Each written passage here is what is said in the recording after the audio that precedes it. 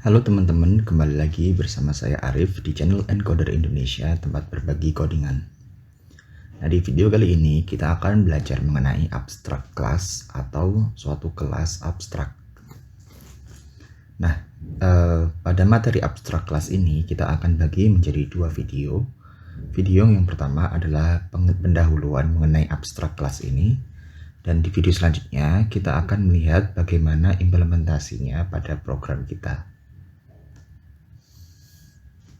Nah, abstract class ini merupakan suatu kelas yang dia tidak dapat diinstansiasi atau dibentuk objeknya.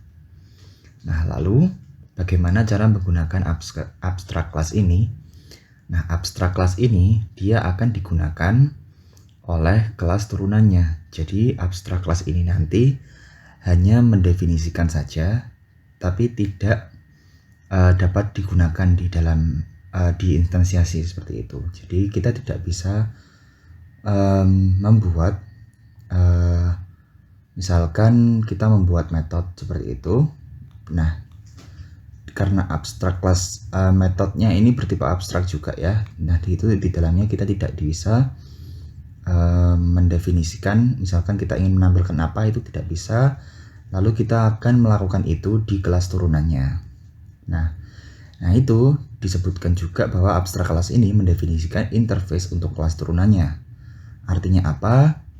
Dia nanti jika abstract class ini di dalamnya terdapat suatu metode abstrak juga, nah metode tersebut seperti yang sudah dijelaskan tidak dapat membuat suatu perintah, misalkan simpelnya untuk membuat dia menampilkan tulisan hello world seperti itu ya misalnya.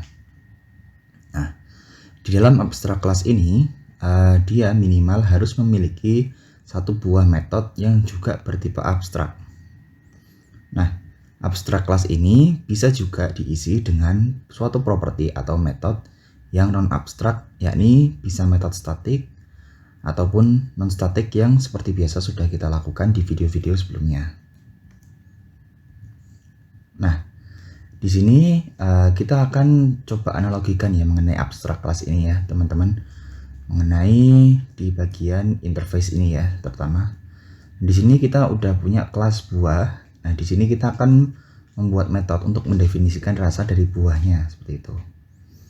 Nah, di sini kita punya kelas apel yang dia mengextend fungsionalitas dari kelas buah ini, di mana di dalamnya juga memiliki metode rasa. Lalu kita juga punya kelas jeruk nipis yang sama seperti kelas apel, yakni mengextend fungsionalitas dari kelas buah ini, yang mana dia menampilkan rasa juga karena memiliki metode rasa. Nah, selanjutnya kalau misalkan kita membuat objek menginstansiasi kelas apel, lalu kita pengen menampilkan si rasanya, tentunya kita bisa menjawabnya rasanya misalkan apel manis atau sedikit asam gitu. Nah, itu bisa. Nah, lalu untuk jeruk nipis kita menginstansiasi kelas jeruk nipisnya. Kita juga bisa mengetahui rasa jeruk nipis seperti apa, misalkan kecut gitu seperti itu ya. Nah, lalu kalau kita membuat objek yang kita namakan buah misalkan, lalu kita ingin menampilkan rasa, maaf itu harusnya yang di bawah B-nya kecil ya. Kalau kita ingin menampilkan rasa, maka kita pasti bingung dong mau rasa apa, karena buah itu kan banyak jenisnya, tidak spesifik seperti itu.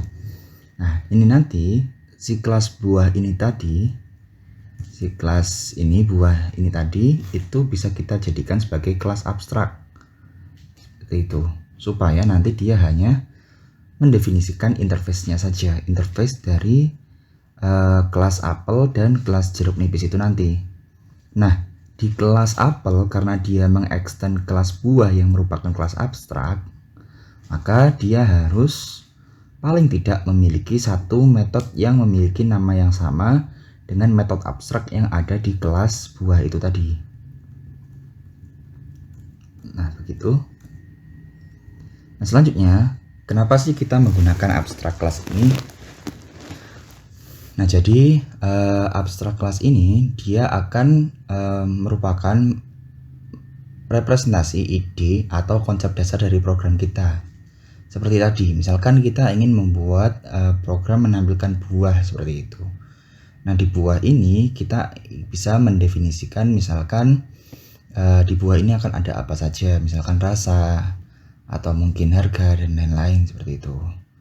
Nah, selanjutnya kelas abstrak ini juga bisa digunakan untuk membuat sentralisasi dari logic program kita.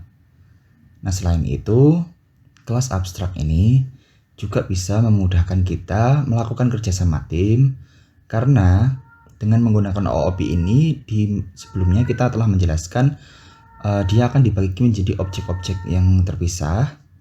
Maka dengan membuat suatu abstrak kelas ini, tentunya orang-orang yang berada tim akan lebih mudah untuk membuat apa saja sih yang harus ada di objek-objek yang akan kita buat. Atau dengan kata lain, tim ini dia akan lebih mudah untuk mendefinisikan apa saja yang akan ditampilkan atau yang akan didefinisikan pada kelas yang akan dibuat. Seperti itu teman-teman mengenai abstrak kelas. Nah, sekian mengenai pendahuluan abstrak kelas ini, cukup singkat. Jika teman-teman masih bingung, mungkin teman-teman bisa lihat nanti di video contohnya. Terima kasih, saya Arif, sampai jumpa kembali di video selanjutnya.